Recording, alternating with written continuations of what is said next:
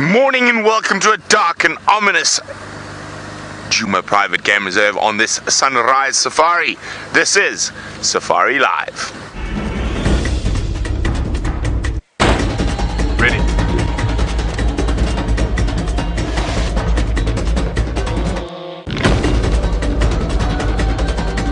Standing by.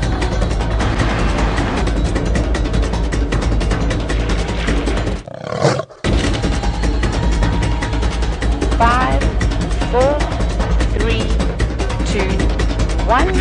You are live, you are live.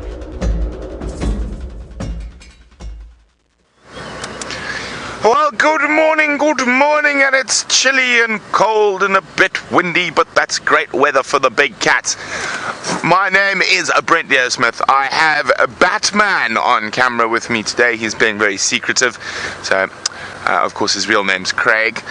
But it is a cold morning, 20 degrees Celsius, 69 Fahrenheit, and hopefully we're going to have some big cats. Tristan's out looking for lions, and I've come to see if I can catch up with the royal family again. And remember, if you want to ask us any questions, hashtag Safari Live, or email questions at WildEarthTV. Now you can see all our lights are on, the dark clouds are producing a dark morning, but hopefully Queen KARULA was successful in her hunting endeavors last night. This is where Jamie had her, in this area, so I'm just double checking tracks, and of course we have to go nice and slowly to make sure we don't miss any tracks. So what I'm looking for at the moment is tracks of all of them, in case KARULA was successful last night and she came back and fetched trouble 1 and trouble 2. But at the moment all I see is hyena tracks. So in case she wasn't successful, we're going to head down to Treehouse Waterhole, where we had that incredible on-foot sighting of Hosana and Xongile yesterday, with Hosana getting to within about 10 feet of us. So isn't that amazing? But well, if KARULA hasn't been successful, they're going to be in that vicinity. Now I actually think when we went on our big long walk looking for Hosana, I think he followed us back to the waterhole. So maybe I'll just stand next to the car if we can't find, and hope he finds me. Now, some people were quite worried about that. That's quite normal behavior for a young male leopard. Xongile used to do it to us, follow us back to the car, stalk us. I've had it with lots of different young male leopards. The more unusual behavior is definitely Xongile being so relaxed. The female leopards are not normally that relaxed on foot. Now, a lot of you are worried if they disperse, and they disperse to an area where there are other humans that might be taken advantage of, and poachers and whatnot. So leopard poaching is not a very big problem in South Africa. It is a much bigger problem in other areas of Africa, and leopard poaching is generally not done by seeing the animal and shooting or hunting the animal. It's because leopards are very good at camouflage and actually very difficult to hunt like that. So most of the leopards poached are poached using snares or gin traps or poisoned baits. So being comfortable with people on foot is not really a threat for them. Also, we are in an 8.5 million acre area. Now young male leopards can disperse hundreds of miles, but it is more unusual. They normally disperse tens of miles. So let's see if they're around again this morning. So while I focus a little bit as we arrive at the Treehouse Waterhole to see if we can spot the cubs in the dark, let's go see how Tristan's boundary patrol is going. Good morning everybody, and welcome to our sunrise safari. My name is Tristan, and on camera today I've got Brian and Brian's work thumb. It is a Monday morning after all, so the thumb has suited up and off to work it goes. Now, Brent Leo Smith, you concentrating on anything is no good. Brent has a concentration span of an insect. He has what we call squirrel syndrome, where he sees and then back to another thing. So it should be interesting to watch Brenty concentrate. Although if there is something that Brent will concentrate on, it is leopard tracks and tracking of leopards. So hopefully he'll be lucky and be able to find those two little cubs. I'm sure they wouldn't have gone too far unless KRUGER made a kill and has taken them somewhere. But we are on a slightly different approach. We are looking at the boundaries and we're trying to see if we can see any sign of lions this morning. So I'm going to go and check all our boundary areas, see if any of these sneaky lions have come back into our area. So we're going to look for any signs of the Birminghams or the Nkuhumas. I believe the sticks have new little babies as well, so I don't think they are going to be too mobile just yet because they look really small. I saw a photo of them yesterday. They are tiny, tiny, tiny. So I think the sticks are going to still be south of our boundary for a while, although it's not too far from Cheetah Plains boundary, so maybe they pop across at some stage. And it'll be interesting to see where the Birminghams are, because they, at one stage, I think it was yesterday or the day before, they were all the way on the western side of Elephant Plains, which is the furthest west that I've heard of them going since they have been in the Sabi Sands. So they've gone really far west, and I wonder if it's not in response to all these other male lions that have been around. The Xongilans have been in that area quite a bit over the last 2 months, and so I wonder if they're just making their voices heard and trying to tell everyone that this is our area, stay away. Because it was quite an interesting scenario during the drought. That section of the reserve, there were no male lions for a year. There was Matimbas didn't come, Xongilans didn't come, the Birminghams didn't come. If we needed to see male lions, we needed to come all the way to the east to Chitwa, Cheetah Plains, Nkoro, those areas for the Birminghams, but they very seldom ventured anywhere near the very far west and around Simambili and Elephant Plains. And now all of a sudden, since the summer has kicked in and the Xongilans have started moving back up this way, so these Birminghams have also come in. So quite interesting. Alright, so we're going to continue with our boundary and see where we can go and what we can find. And while we do that, let's go back to Brent and see how much concentration he's exercising on his leopards.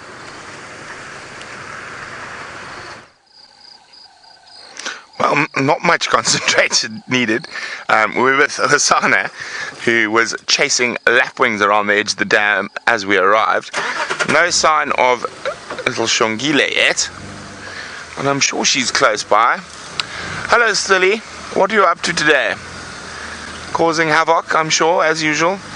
Terror of terrapins, murderer of frogs, chaser of testiculars. Oh, I can hear a bird alarming behind us, so maybe Xongile is just to the east of us. Hello, mister. Oh, he's calling for his sister. Oh, KRUGER came and he got left behind because he was off misbehaving somewhere. But he is getting so big. When we first spotted him at a distance, I thought, oh, is that KRUGER or is that Hosana? But as soon as we got closer, we could see he's already bigger than his mum. But you can't find your sister now. That's where Xongile was lying for a lot of yesterday. There we go. Oh.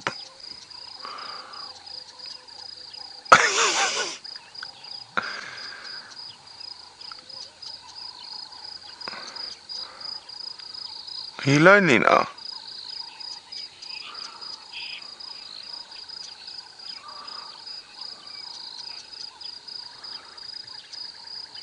Well, I just got an update from Final Control, but it doesn't make any sense.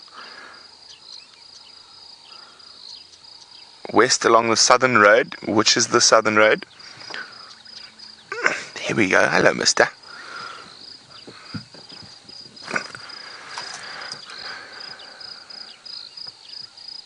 Ah, there we go.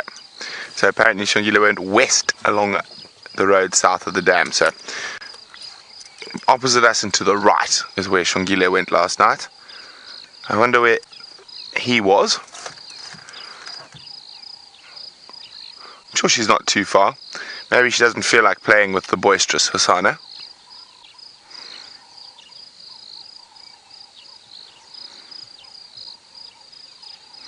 Oh, biting flies.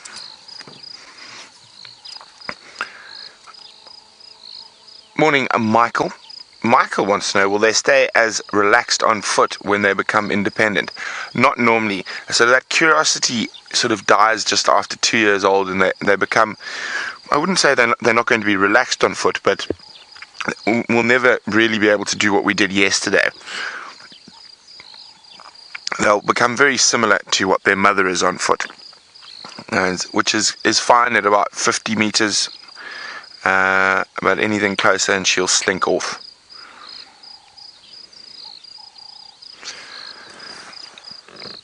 Hey Scylla, what are you doing?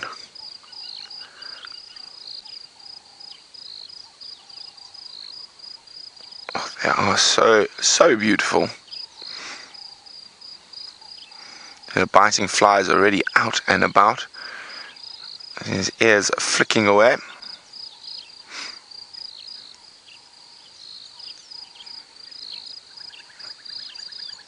Oh! There's a little bird that, no, just quickly there. So just over here, there's been some wax bills that have landed in the grass, little birds. And I think Hosana's going to try a leap on them. Oh no, he's given up. He's got an attention span as short as Tristan claims mine is. But you might have noticed there's a dead animal and a ball of cameras on the front of the vehicle. So there's the dead animal, that's a microphone, and there's the ball of cameras, and that's for the virtual reality rig. So we're going to be filming some virtual reality today, but not at the moment, but just so you guys know why it's on the front of the vehicle. Oh, he's listening. Head swinging around. So he's so close to us now that, oh, here we go, he's going to move. Now, I've kept an eye out to see if Xongile just pops out somewhere, but she hasn't just yet. Let me just move so my head is not in the way. Where are you off to? I know you're coming this way.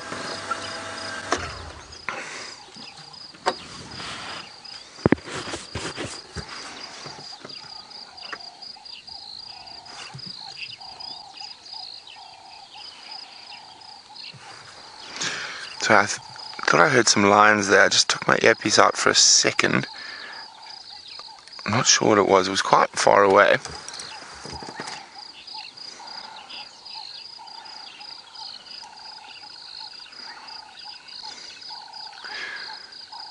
Now, James is wondering, could Xongile's behavior on foot have been influenced by Hosana's behavior? Probably not. I mean, you must remember, each of these leopards have their own individual characters, and up until this point Xongile has been the more relaxed one on foot, but obviously as Hosana is getting bigger, he's growing in confidence. Oh, those flies are really giving him a hard time this morning. I mean, his paws for a leopard of his age are massive. When you find his tracks, I mean, they almost look like they could be an adult male. Have you spotted something that I can't see, mister?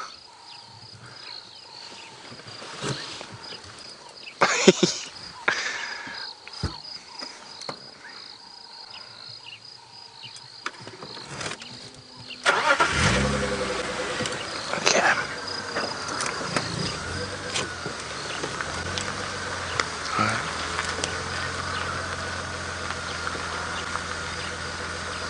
Oh, you're good looking.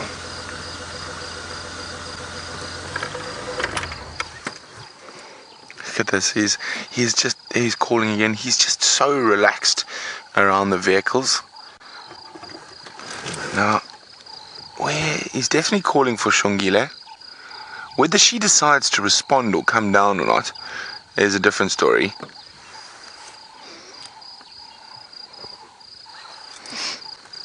Shame. All alone.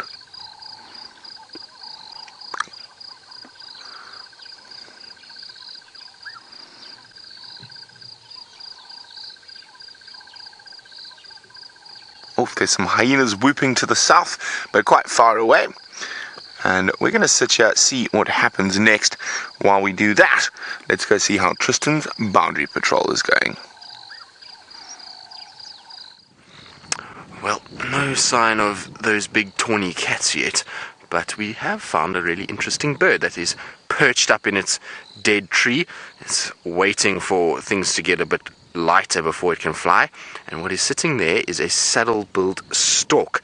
Now, this particular one is a bit difficult because it's now facing away from me to tell whether it's male or female, but we'll wait until it turns back. It's just busy preening a little bit, so it's just going through its feathers and getting rid of any dust or any bits of loose feather that might be there, and just making sure it's in good condition before it does start to fly. Now, it looks like a male because it has a dark eye. The female will have a bright yellow ring around her eye, and that is how you can separate the two of them. And there has been a pair that's been hanging around on Djuma. I know Tayla saw them the other day, so I wonder if this is not one of that pair.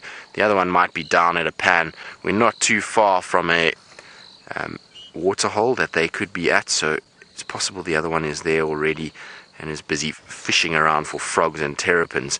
But these saddle-billed storks, unfortunately, their numbers have really plummeted within southern Africa. As habitat has been lost, they've unfortunately gotten less and less, and even in the KRUGER system their numbers have dropped drastically. So there was quite a few of them in the early days, and then we went all the way down to about 30 birds at one point, and now we're going slowly back upwards again. After we had a good 10 years of rain, we ended up with a situation where they found places to find food, and there was growth of trees and has allowed nesting areas to develop. And so it's believed that we now have about 30 breeding pairs, and I was reading an article the other day, or chatting to another guy as well, and they reckon that that's starting to increase, and over the last few years that might even be as much as 60 breeding pairs now, which is great news. So good to see the saddle-billed storks coming back. They're such an impressive, beautiful bird that it would be a shame if we had to lose them. Right, but we're going to leave our saddle-billed stork to carry on preening and making itself look beautiful, and we're going to carry on with our boundary and see what else we can find. I haven't seen any tracks for any lions or even leopards. I was also secretly hoping that we might find a track for Tingana or Shadow, but so far no signs. We're not really at the point yet where the lions or the leopard cross over a lot. So Omar, you're wondering whether the cats prefer colder weather when hunting. Well, hunting, not so much. I mean, a cat is opportunistic, so if it is hot, it's not really too much of a problem. They will take an opportunity if it's there. Sorry, I've just seen something on the road, so I just want to see what it was. So they don't mind whether it's hot or cold. They'll take the opportunity whenever they can to start hunting and to be able to... So it looks like rather fresh leopard scat that is over my shoulder here. I don't know if you can see it. Let me just pull over a little bit. It's so difficult to see tracks on this road. We're on the main road at the moment. Let me go back so you guys can see what we're talking about. So there it is, lying in the middle of the road. And you can see it's still got a shine on it and a wetness. Now, it is cool this morning, and so that will mean that the dung is not going to dry too fast. But with the wind, you would start to get a darkening happening if it was old. The wind would dry out the outer area and form a little crust on it, whereas this is still very soft and very wet. So I wonder where this cat has gone from there. I'm just looking around to see if I can see any tracks, but I don't see anything. Like I say, this road has been driven absolutely flat, and after the rain it's become like concrete, so really, really tough to be able to actually see tracks. But what I'm going to do is I'm just going to go a little bit further on. There's a road to our right here. There's no tracks that I can see here, so I'm going to go a little bit further on and just check another road to see if I can see where this leopard went to. But that's exciting news. Speak of the devil, we were just saying. We're talking about leopard, and that in all likelihood would be Tingana. I'm not sure which other leopard would walk around here. He's really the only one that crosses in this particular section that we're in, unless it's one of the young females that have been lurking around over the last few months. Could be one of them. But just getting back to the hunting question, in the cold. When it's cold, cats are more active for longer periods of time. So generally we find that in cold conditions, cats have a higher success rate of hunting. It's also much more gloomy and dark, so it allows them to be able to have a bit more of an advantage than if it was bright, sunny conditions. You see any tracks there, Brian? No tracks there. Maybe we have a flying leopard today that's just deposited its dung and flown off. No, I don't see any tracks either, Brian. I think we're out of luck there.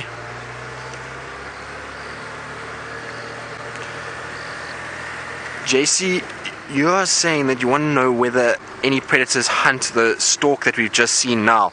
Well, they do. I have seen there in the road. Brian, what's in the road there? I think we've got the leopard in the road in front of us. It looks like it. What's that? There we go. Leopard in the road. Nice. Awesome. So, as I was saying, the dung is very, very fresh, and so there we have it. Yes, there are predators that will hunt that saddle-billed stork. Sorry, I got a bit sidetracked. Leopard in the road always gets me sidetracked. But there are predators, and a leopard is one of them. I have seen leopards chasing those saddle-billed storks, hyenas going after them, lions, and even wild dogs. So quite a few different ones. Now, this looks like quite a small-headed leopard, so I wonder if this is not Shadow. Let's have a look here. She's just stopped. It looks like it could be Shadow. There's definitely no dewlap that we'd see on Tingana, and it's a small cat, so I would imagine that this is Shadow, which is great news.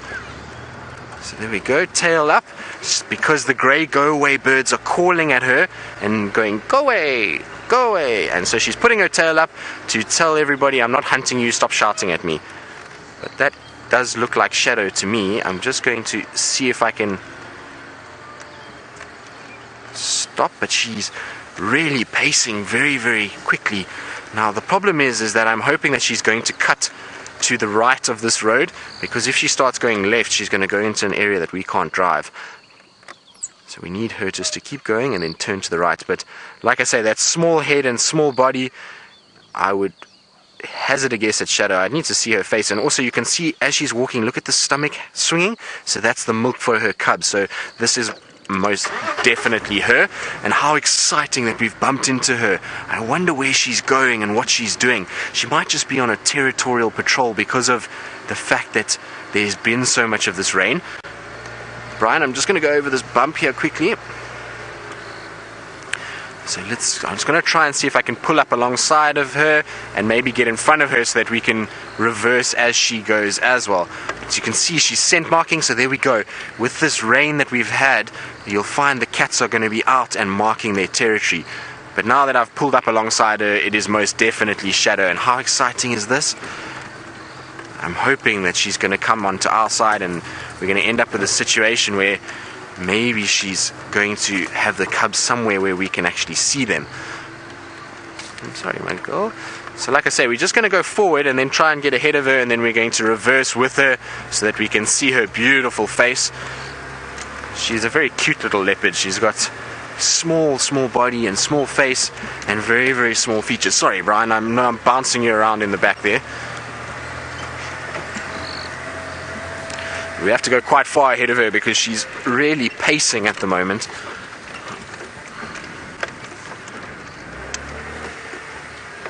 Now she's just stopped. Seems like she's watching something. No, don't go in there, my girl. No. So she's now crossing into an area that we can't go to, which is not ideal at all. But it might be just to see something. There is a termite mound right here, so she might be just heading towards there to get a bit of elevation to see what's going on.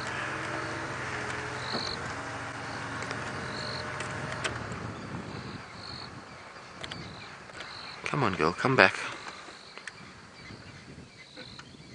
She's heading straight towards this termite mound at the moment, so I'm hoping that she's just going there to see what's happening. And like I say, unfortunately, this is now out of our area, so it's not a place we can follow her. No, Shadow, come back. I think we're going to lose visual of her. What do you think, Brian? It looks like she's going straight west at the moment.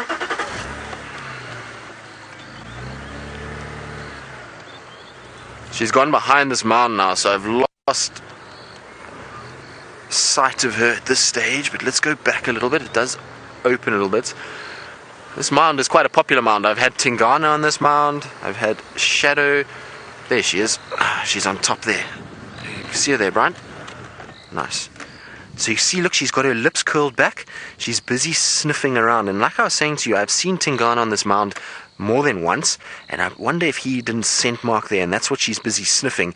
She can smell another leopard, and she's curling her lips back to get that scent into the little pits on the roof of her mouth that form the organ of Jacobson, and that organ is able to analyze the chemical scent that she's picking up. So it's going to tell her, is it a male, is it a female, is it a territorial male, and so she can basically glean all of this information just from the scent that was left behind. And look how she's rubbing her face.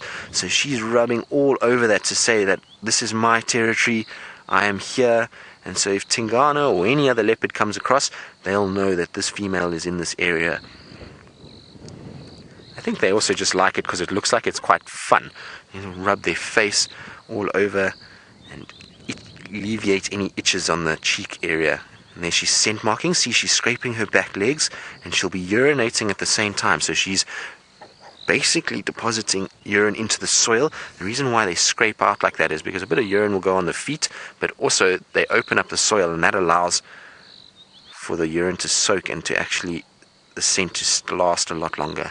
She's unfortunately turning the complete wrong way now, and I think that's all we're going to get of her. I'm just going to go forward a little bit. So you can see with the grass being as long as it is now, she's all but disappeared. That little tail and ears is all we're seeing. And look at how the camouflage will just break her up, and eventually it'll become almost impossible to see her.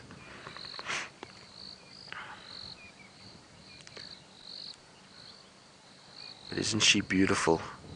And she's looking really good. I'm quite impressed. And the fact that her tummy is swinging like that means that she still has milk. And that's a good sign. So hopefully the cubs are still alive. Unfortunately, like I say, I can't follow her any further than that. And so we are going to have to leave her there. But what a nice surprise that was. Good, Brian. What do you think? So our boundary patrol paid off. It wasn't the Twany cats we were looking for, but to catch up with Shadow is always good. I see it opens up a little bit here, so I just want to actually see if maybe we'll get a visual of her coming through there.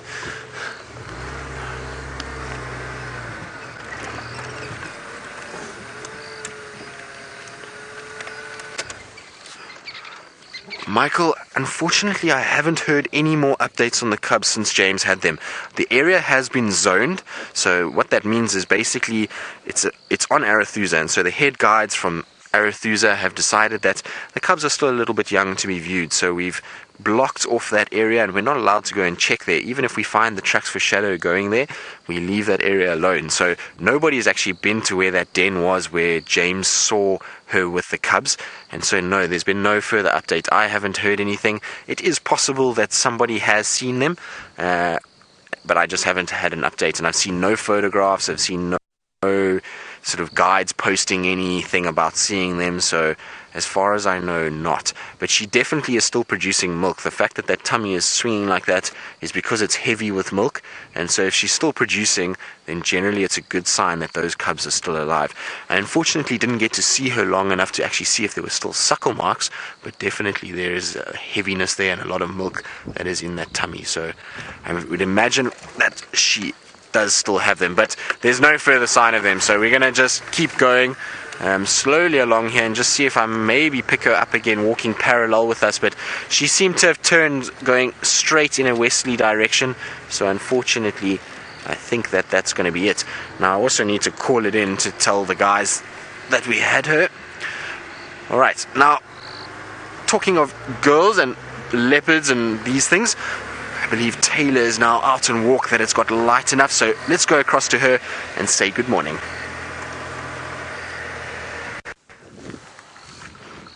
You're definitely right that it is light enough now, Tristan, but I'm very sad that there is no sunrise. Well, to say good morning to us, it's a pity it is so cloudy and it is very chilly out here today. My name is Tayla, and on camera with me is VM, and Herbie is out looking for tracks of the Queen herself. Now, this is very exciting, of course. I love being on foot. I think all the presenters love being on foot because it gives us an opportunity to get closer down to nature. Obviously, when I say closer, I mean by about a meter. We take a step out of the vehicles and we walk around on foot. So I think that's what our plan is going to be today. Is perhaps going to try and help Brent find Xongile to see where she disappeared. But we're first going to start off with looking around this area quite close to the research camp where we all stay. Excuse me. And we're going to look for KARULA's tracks. We know her pathways. We know which way she likes to sort of move around. And of course, kindly, Jamie told us where she left her. So that's sort of the area we're going to start. We're going to start searching a little bit further west from where she was, because we have a suspicion that this is the way that she is going to come through. But we haven't picked up anything around here just yet. And that's why we waited a little bit longer today, is because it's so cloudy. Of course, it does take a little bit longer for the light to let up. We don't want to miss any tracks. This road's alright, and so is Vuyatela access. Is actually very nice for tracking. The soil is lovely and soft, but this is where it gets tricky.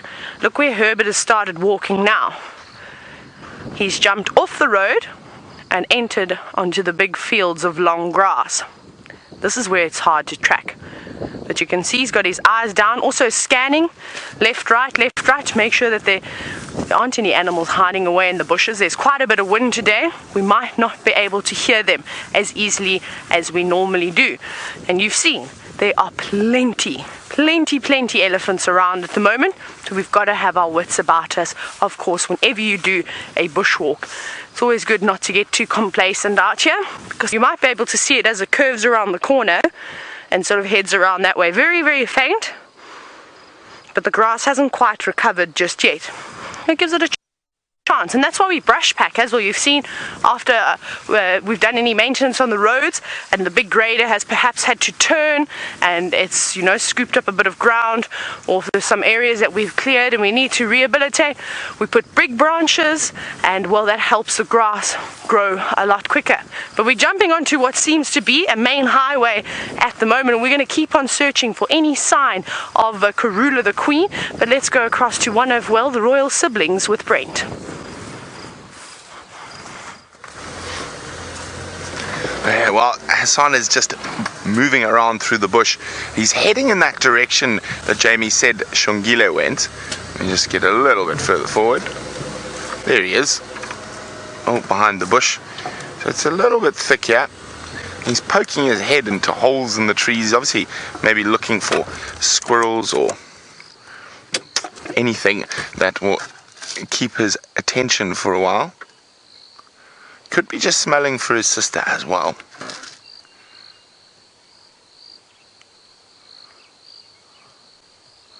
Oh, no, that is definitely too small to jump into, mister. He thought about it there.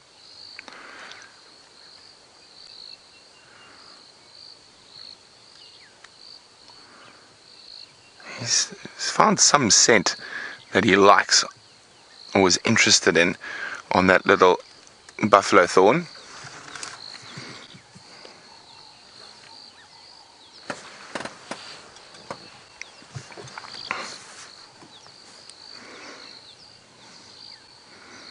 What are you doing, silly? Now that dead tree to the left of him could very easily house a squirrel nest.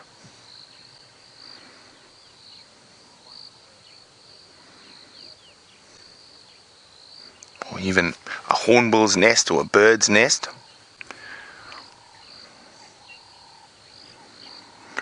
Good morning and a very big welcome to Jill. Oh, he's going to come right next to us again. And Jill wants to know, where does the name Hosana come from, and does it mean something? Indeed it does. It is from the Xitsonga language, which is the local language spoken around here, and it means the little prince or the little chief. And indeed he is going to be quite a big chief when he gets older. He is going to be a massive leopard. He has got paddles for feet, and he's already at just over a year old, bigger than his mother.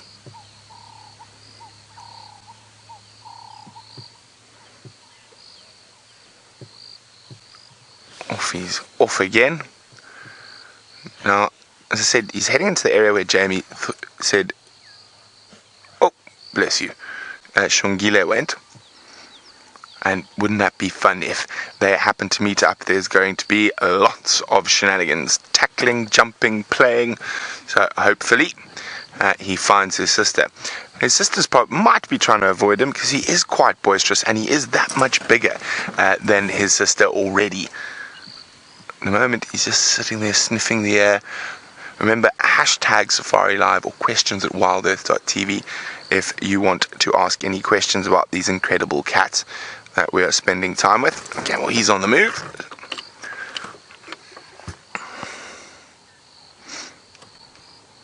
Now, of course, while they're playing and moving around like this, he could very easily disturb something and pounce on it. A cane rat or any Muriday or mouse that might be around here, or bird for that matter.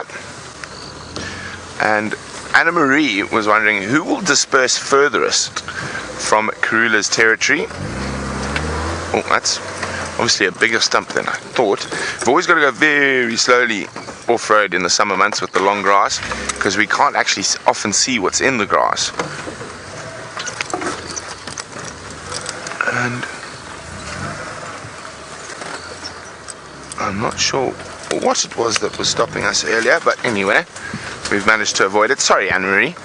And it's more than likely to be Hosana. Of course, there are no set fast rules out here, but being a male, he's more likely to disperse much further than Xongile. So, female leopards, in most circumstances, will give away a core portion of their territory to their daughters, and they will normally stay around. This doesn't happen every single time. As I said, that's the normal case, whereas he will often have to move a long way away.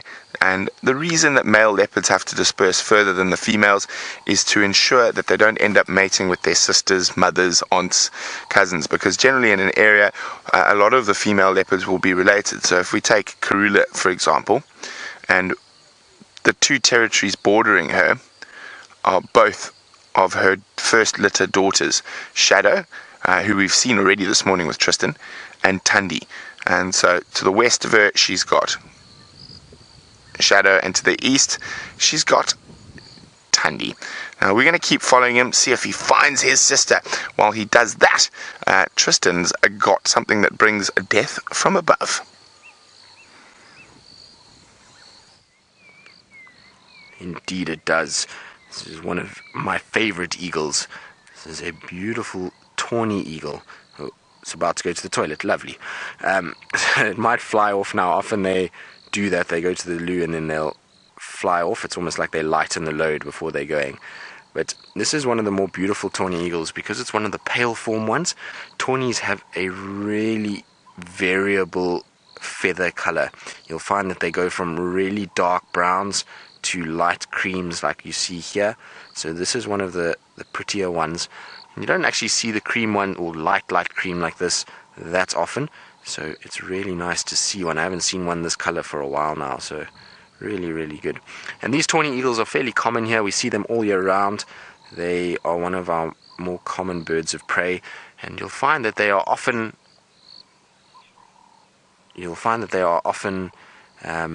associated with carcasses. So they're one of the first birds that will arrive at a kill or a dead animal, and they normally there with battalier eagles, and then that will bring the vultures in after that. And look out up in the trees. That Xongile might be very close here somewhere, and I think he's looking for someone to play with.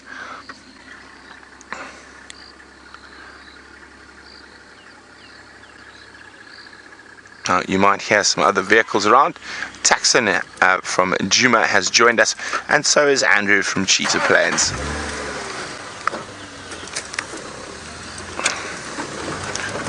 Now, when I'm driving off-road like this, I'm trying to look for the area with the shortest grass that I can see the most into, because there are some serious car-killing stumps in this area.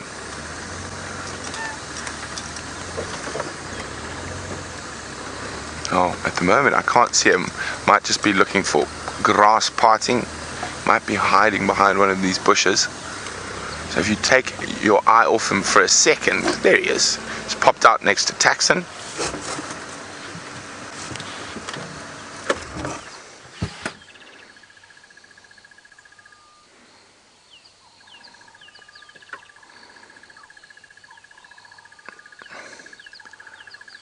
So this is the area that Jamie said she left Xongile in last night. Somewhere around here.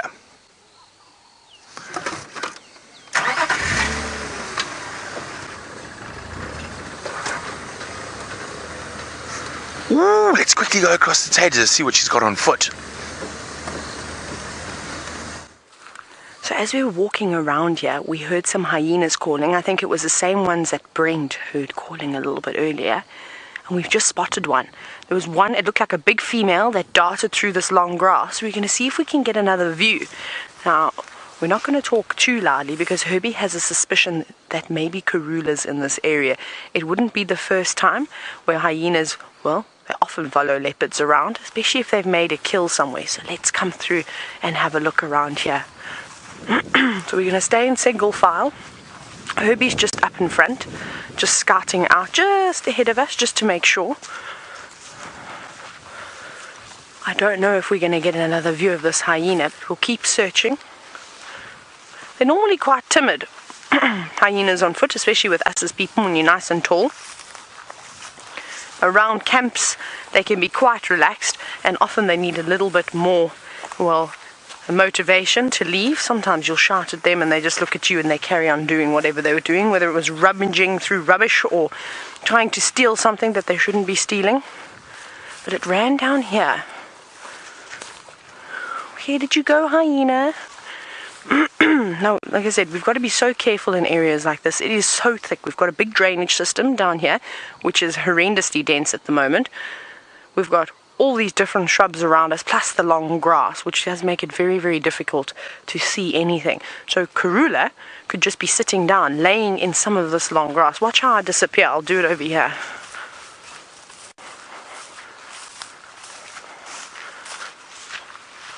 I'm literally just going to bend down.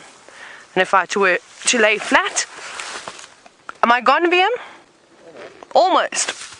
Good enough. That's all it takes. And you've seen how leopards are able to flatten themselves completely. So she could quite easily be here. Even a buffalo sitting in some of this grass would be quite difficult to spot. You just see their heads coming over the top. What do you think, Herbie? Down there.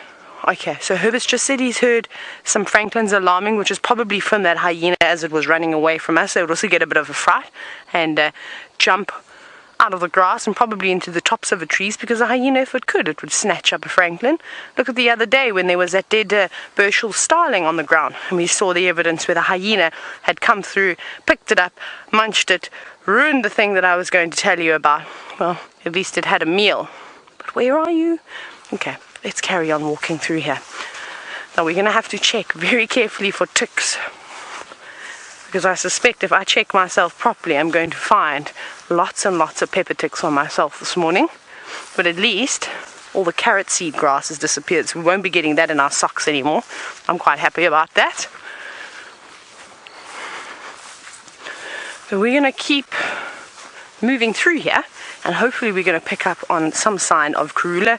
No luck just yet, but these tracking exercises can take a little bit of time. But I'm sure you're all dying to see what the Prince Hosana is up to now. Oh, he's jumped up into a marula tree. The same marula tree that Tristan had all 3 leopards in yesterday morning. I thought I heard maybe his sister responding behind me. Nothing there just yet, and he didn't seem to hear it, and his hearing is much better than mine. Oh, I thought he was going to jump up higher. He might still. There we go. He's he's so clumsy.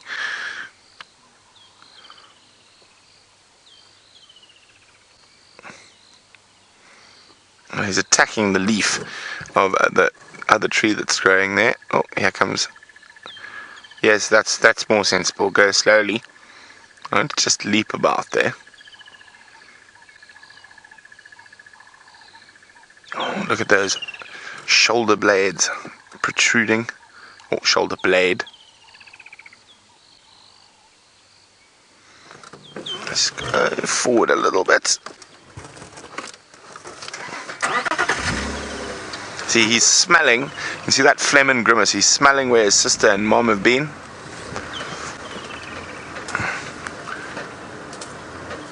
Oh, there we go. That's the spot.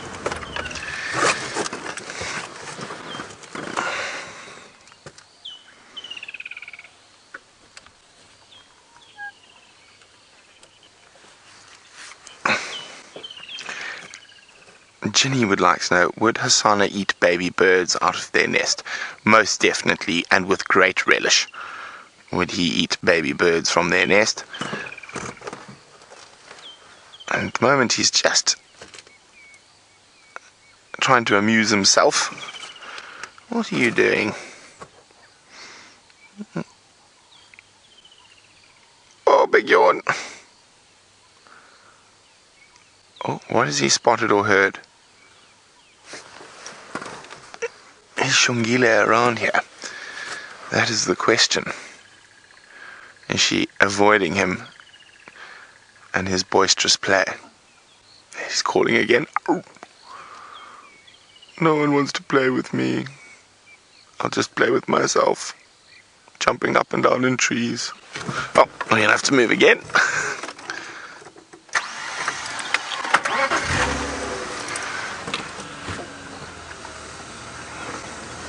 He might take a break shortly.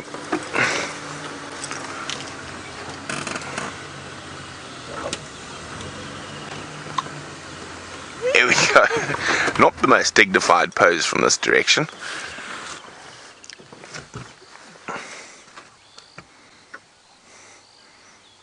Isn't that... I was going to say gorgeous, but he does look a little bit funny.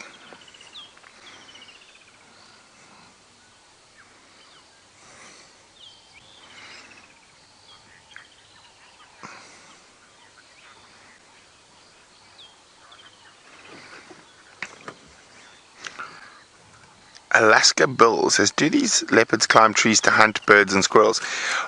They can, but the main reason that they climb trees is protection from predators. They'll also take kills like impala or duiker up into a tree so the hyenas and lions can't get to it. And another reason they like to sit in the tree is it's normally a little bit more windy up there, and it gives them a bit of respite from a lot of the biting insects that are closer to the ground.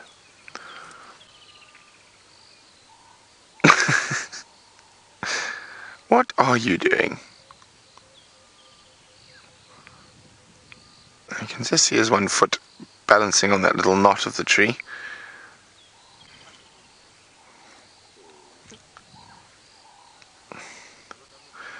I wonder where his sister is.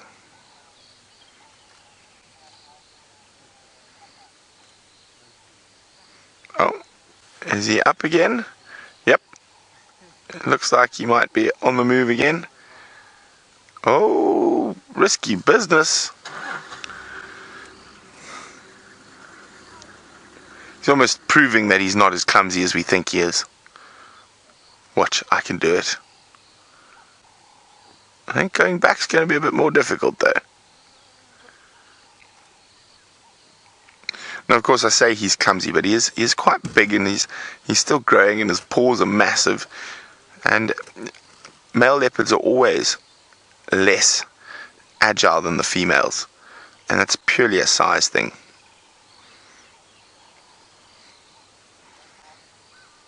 What is he doing? Sort of half He's still calling.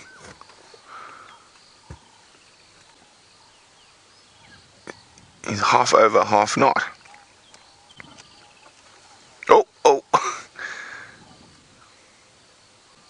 What are you doing, silly cat? Yes, I didn't think that was too comfortable. Oh, he is just wonderful. Come on, sister. You've got to be able to see me from up here. I'm calling. I'm shaking the tree out in the open.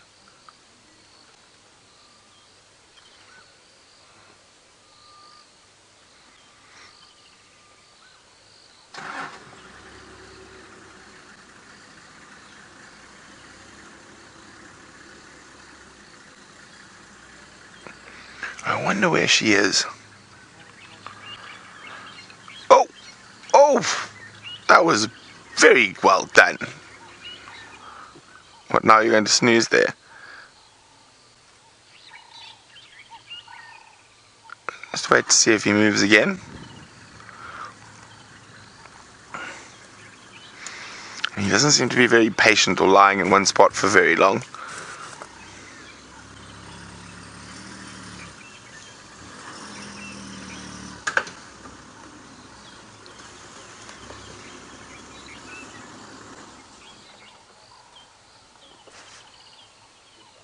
One side.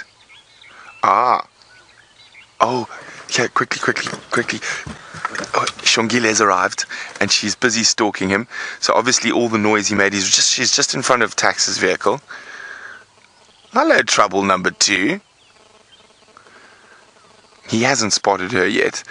She is very smartly using Taxon as cover to stalk her brother.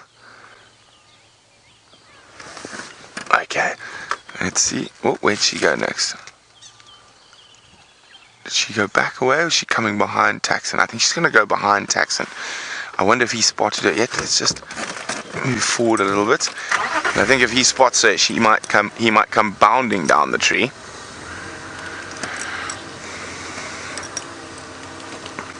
Oh, maybe he has spotted her.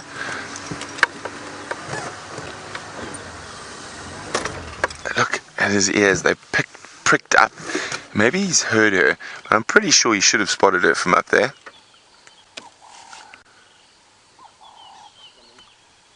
Look at that. See, look at that. Look, he's seen her. Oh, he's so happy he's got someone to play with. He's been so bored falling out of trees all morning.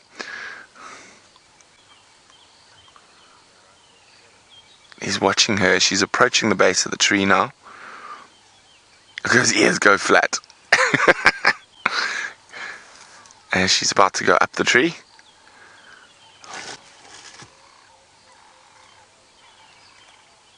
Now watch how much more graceful she is as she goes up. Oh, as I say that. There we go. I got you. Finally, someone to play with.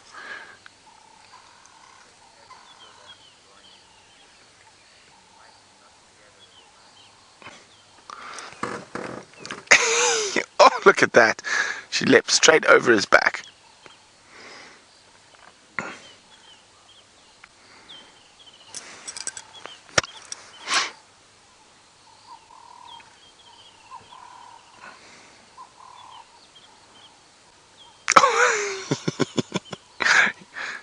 And you can see how much bigger he is than her already.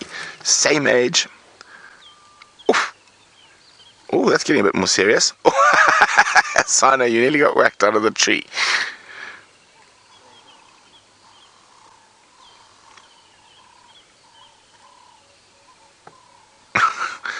Oh, let's have a quick scratch.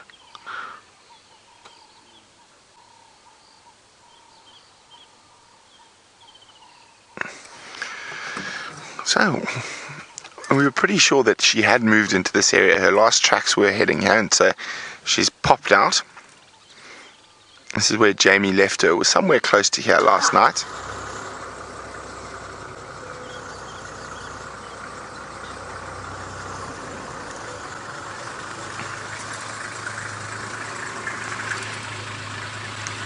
let's just move forward a tiny bit.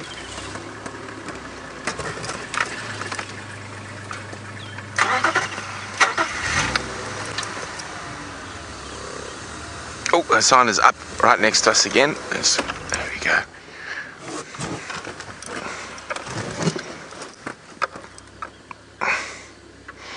Xongile is also having a head scratch.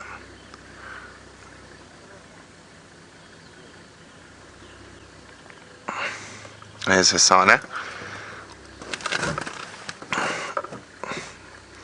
Oh, look at that. You see how much more agile she is. And it's the size and weight thing.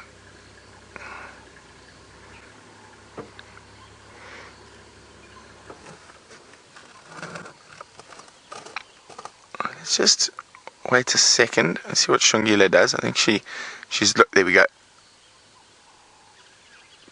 I think she was about to leave. Well, look at that. She got a fright from a fork-tailed drongo who was flying past. He might start harassing them.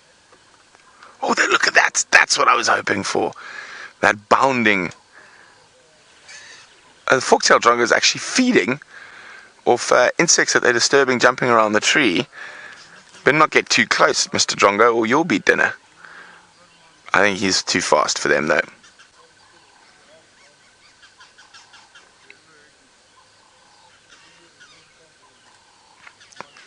This is magic. Absolutely magic.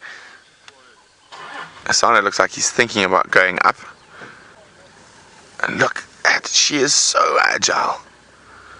After that drongo, although that drongo is just taking advantage of any insect that she's disturbing.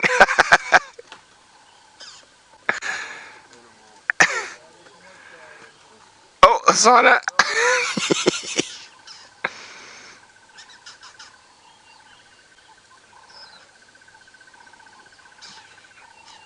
Oh, drongo, living dangerously.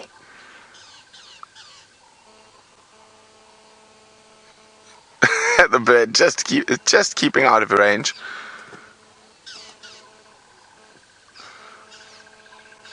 Well, it seems that they've looked like they've realized that they're probably not going to catch that drongo. You can hear it.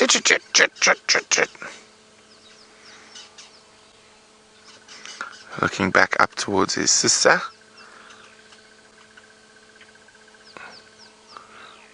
Well, it looks like everything's getting a little bit calmer here for a while.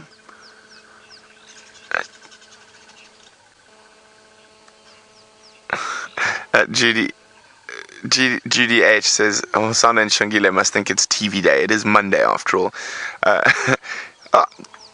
Yes, they do like to perform on Mondays, especially for some strange reason. Okay, the drongo has decided that this is not a good tree, and maybe leopards are not the best thing to pilfer insects off. There's Hosana watching his sister. She's coming. Oh, she's jumped over him.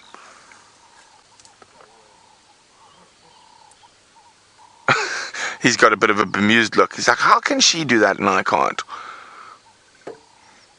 I can see her now. I mean, she leapt between those two big branches above Hosana.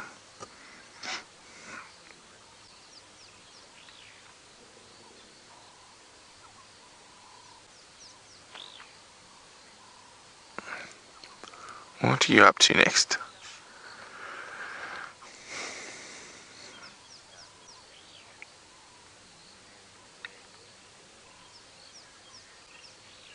Seeing if she can go any higher.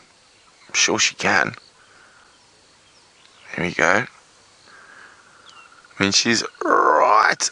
Oh, this. If she does this jump, it'll be incredibly impressive. Yes, no, that wasn't a good idea.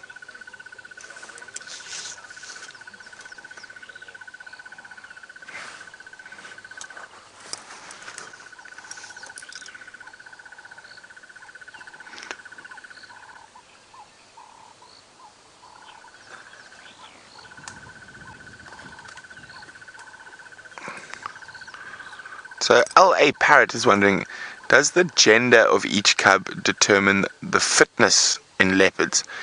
I'm not sure if I'm understanding that correctly, but I mean, they're equally as fit as each other. She's more agile because she's smaller and not as heavy, and he's still much heavier, and he's still growing, and his paws are too big for his body, and so he's a little bit more clumsy, but I wouldn't say he's any less fit. I mean, you must realize all these wild animals have to be supremely fit all the time. They're designed to be, so they can catch all the other critters out here.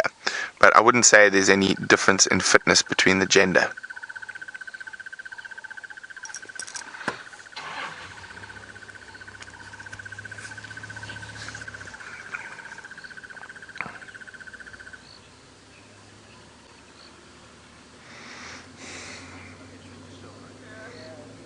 Now, Hosana has got those very big feet. And Cat is wondering, how big are they in comparison to my hand? I mean, I'd say if you take KRUGER's track, they're almost double KRUGER's track size now. Oh, now she's in a position where he can get to. She's not as high as she was. He's thinking about it. Now, watch for the muscle crouch before he leaps.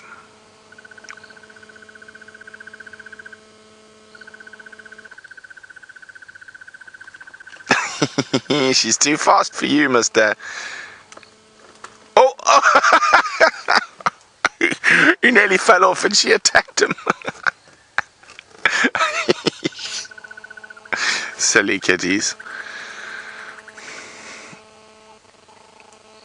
Oh, we're just incredibly lucky with these two and the amount of time we get to spend with them on foot in the vehicles.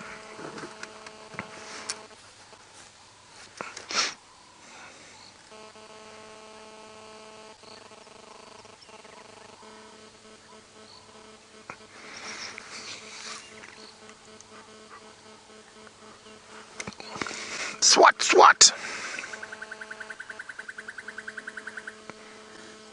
Oh, that was a good one. Claws out. Hissing at each other. Hosana's probably just embarrassed. He nearly fell out of the tree and his sister took advantage to spring on his back. I'd say Xongile won that round.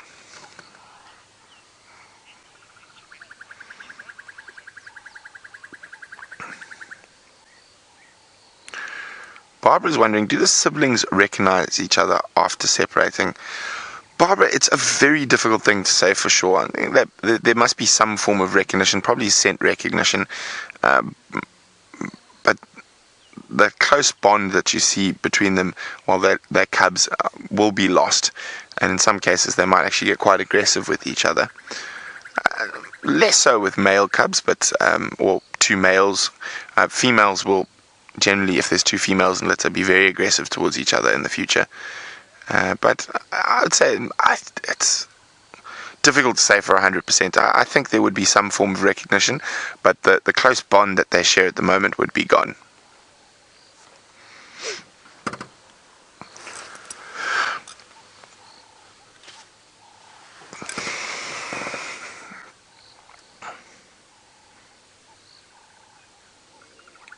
What now, guys? We're going to go down the tree, or we're going to have a little snooze.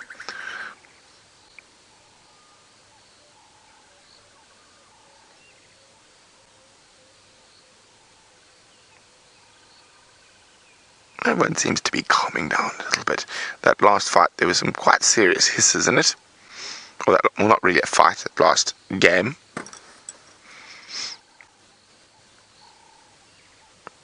Now, they do love this cool weather for leaping about. Now, we're going to sit here, see what these two rascals get up to next. While we do that, let's see how Tayla's trailing or tracking of their mom is going.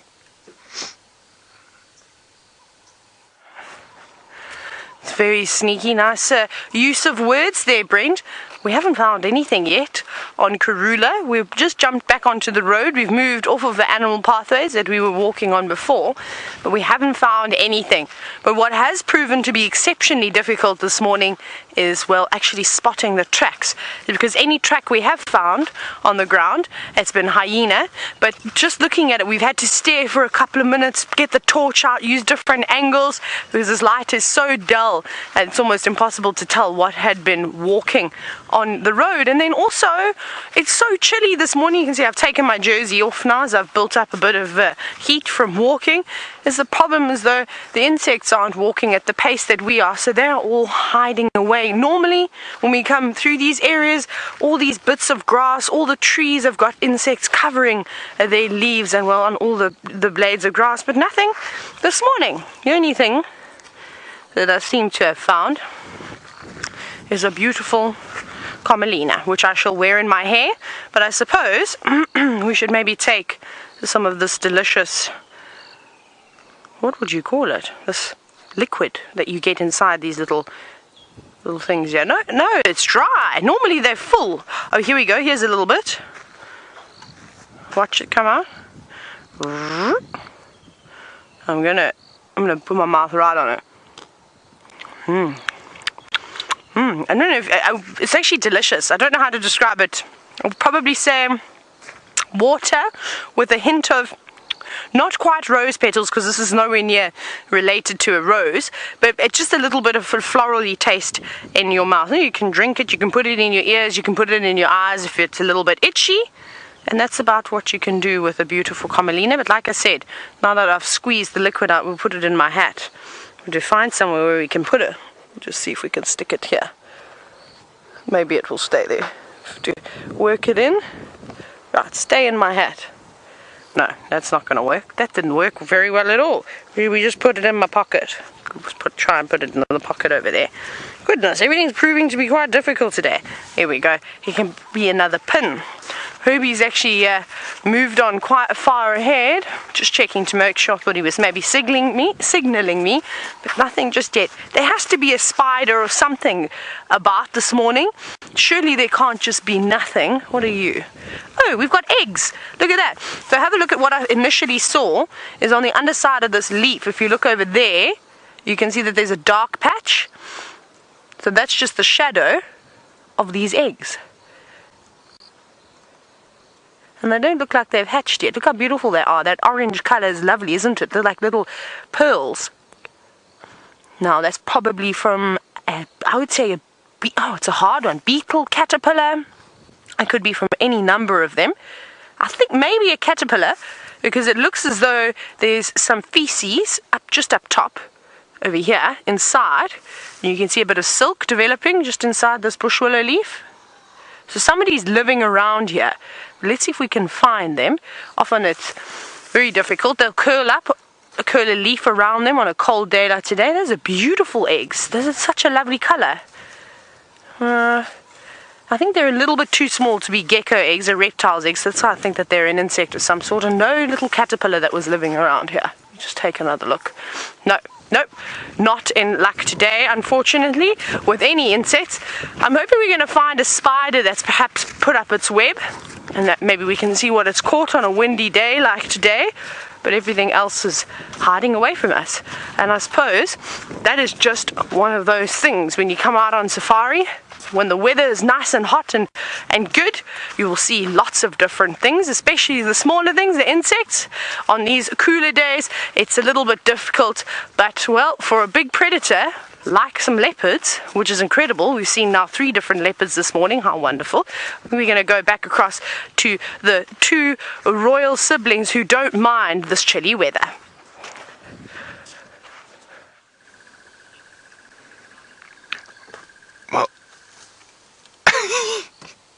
Oh, Hosana, you're just one step slower than your sister. Oh, but now you've got her cornered at the end of a branch. What is she going to do? Let's just move back a little bit.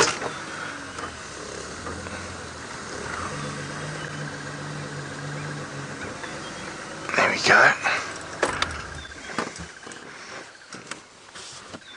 What are you going to do now?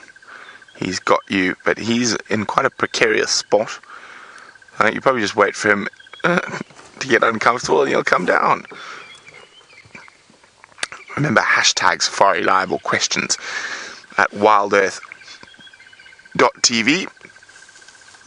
Oh, now he's really got you cornered, Xongile. She's on a minute branch and he's going to run back. And here she comes.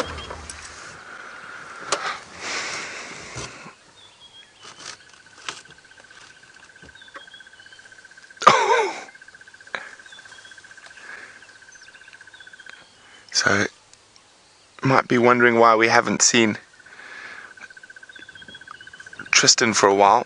It seems like Wendy's having some issues again, so he's heading back to camp to see if we can have them sorted. Otherwise he'll swap cars and jump in the jig-jag.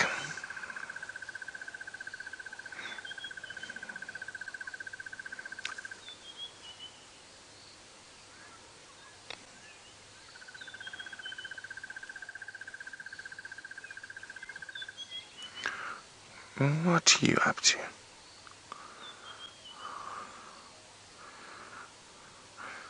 Can see he's starting to breathe a bit heavily from all the playing and jumping.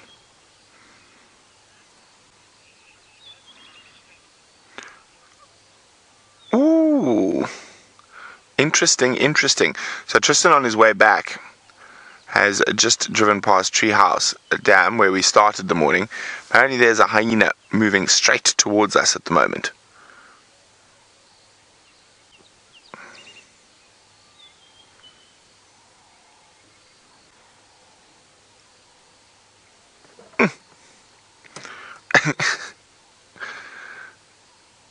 Swat. So I'll keep a lookout for the hyena. It might have been attracted by all the noise of the branches jumping up and down. Now, of course, at this age, these two are quite adept at dealing with hyena. I think it's going to be interesting as Hosana gets bigger and bigger, because I've seen Quarantine and Kunuma give a lone hyena a good whack. Oh, off we go again.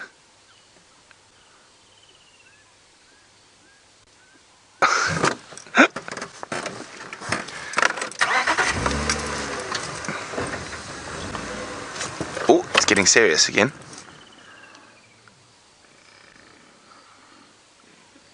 It's those S's.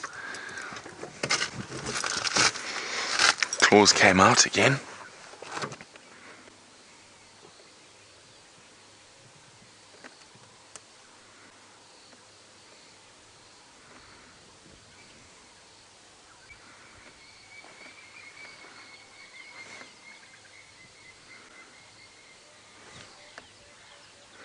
Quickly across to Tayla. Look at us. Come, have a look. We have a hyena. Just gone around the corner. We've got to get it again. I think it's the same hyena that we saw earlier because we're not far. I think it's just doing loops around here. Let's see if we come out into the open, if we get a view. Where did you go, hyena? Can you see it, Herbie? Herbie's got it.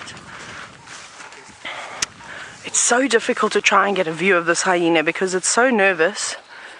Not as in nervous as in it's running away from us, but it does keep a distance. We were quite far away from us. It didn't see us initially, and now it's moved straight further back behind those trees. Goodness gracious, we had a very quick view of it. Just keeping a lookout just to see if we can indeed see it again. You can hear some of the birds starting to chirp now, just letting them know that there is a predator in the area. And hyenas, it's actually a squirrel that's calling now.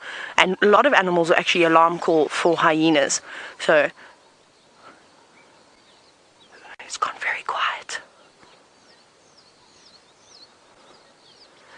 It's always really strange when the bush goes from being loud, lots of birds chirping, to all of a sudden not a sound. It's probably the most daunting feeling when you are out here, is when everything goes quiet. The birds are slowly starting to chirp again. The squirrel's still alarming at that hyena. But But I wonder what's around here, because it's looking for something. Whether it's just looking for something to eat, I'm not sure. Maybe KARULA is around here somewhere. We haven't picked up on her tracks just yet. It's still proving to be very, very difficult. No, that was a bird that flew. Oh, what a pity, but we'll see. We might bump into this hyena again a little bit further up. We seem to be on the same path that this hyena is on, and hopefully it's going to lead us into something exciting.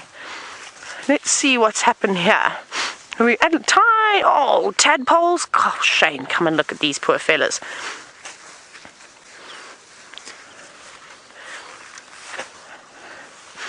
Little tadpoles in a pond with now grasshoppers that you can see that are swimming around in the water. They probably don't want to be in there, but they've jumped in. But you can see that as they sort of kick their legs out, those little grasshoppers, they are able to swim across the surface of the water. Now that just needs to either find a little stick like that one has found, which it will then be able to leap off of, and they can jump pretty high. So it should be able to jump out of this little drying up pan and back onto safe land again, well, while the tadpoles swim around. And they're very small, these tiny tadpoles. I'll put my hand for a scale just so you can get an idea. But have a look. Look how tiny they are. Really, really small. That's why I think it's those bullfrogs that we were seeing. And it also seems as though, I'm just having a look here, these tiny little tracks. Can you see that one over there? This is about the size of my thumb. Have you got it, VM? That is a little genet track that was walking around here. There's also an ant. So it just shows you, at a tiny little pool of water like this that's drying up, that's probably going to dry up in the next few days, there's a lot of life around here. Not all of it seeing in the flesh, but seeing left behind signs. So from the genet that came to have a little drink from this puddle, to an ant coming to have another drink, to the tadpoles who are actually living in this little drying up pool. Unfortunately, unless we get more rain, I don't think that they're going to make it. And it looks like also a white-tailed mongoose was here. I know I'm jumping, but it's just showing you how many different animals there were. Look at that track. That one over there, that is a white-tailed mongoose. So they're the ones that come out at night. And you can see that this is definitely from last night, probably quite late last night, maybe just during that crepuscular period, just as the sun went down yesterday evening. I think that they would probably come out here, and we've actually seen them, quite a few of them around in this area, and then utilizing a small puddle like this. And I think it's a good idea for a mammal so small to come and use smaller puddles to drink from, because there's then less of a risk of something like a crocodile or a big predator being around. Normally, I don't think a lion or something would utilize hanging around a small pan like this. They'd probably go to a bigger dam where more animals, bigger mammals, would go down to have a drink. That one, that's great for the smaller stuff. Oh, I'm so sad we didn't get a view of that hyena. I'm just checking because there's a couple of old dens down in the drainage, so I want to see if anybody has perhaps moving around down there, but it doesn't look like we're having any luck. Just checking, standing on my toes like meerkat. Now, Pat from Seattle, you were wondering on this very windy morning if we ever see any tarantulas. So we don't see tarantulas, but we see their cousins. So we've got spiders called baboon spiders. Ooh.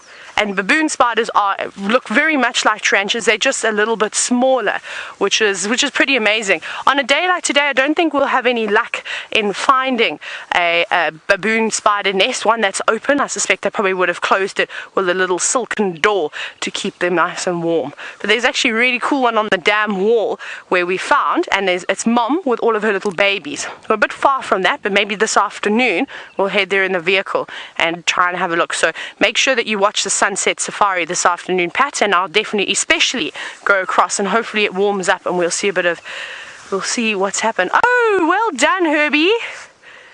This is very nice. I think it's shadow. I'm just quickly trying to see if I can find a really clear one, because these are very difficult to see. So look here. Let's use this side of the piece of grass. There's a track here.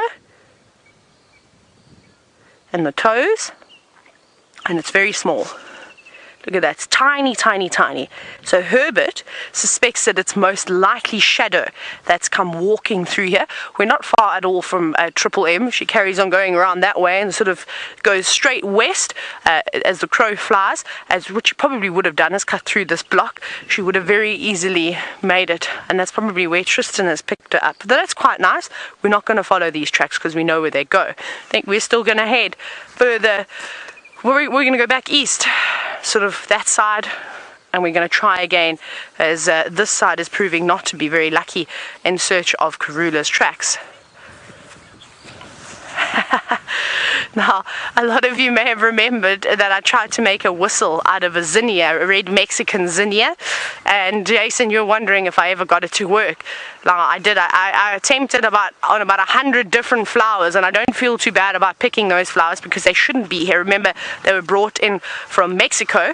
They were brought in as an ornamental flower, so somebody thought that they looked really beautiful, but now they've formed a big problem and they've spread everywhere, so I don't mind picking them up and breaking them. Jason, I didn't.